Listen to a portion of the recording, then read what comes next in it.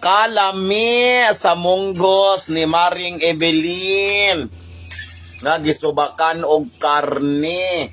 Perfect kayo mga maring, init pa mupay pagkahuman og luto. Gaso-aso pa sa tumang kalami. Naging kabisihan ni Maring Evelyn. Unya dito sa Pikas Bahin, na po siya gitulag-tulag mga maring. Ulo tanon nga kalamunggay with kalabasaan tinangkong.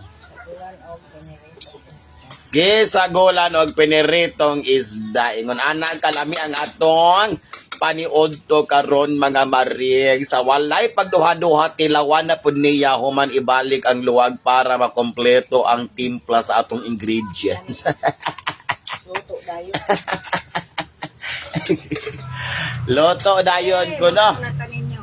Mga una ko to mga maring. Ingon si Maring Evelyn. Maglungag na po siya for additional backup. O, di ba?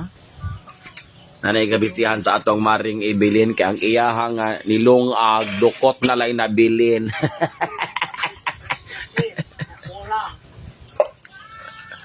So yung mga sila nga nangaon mga maring kay syempre mangiskwela, manarbaho pa ang uban.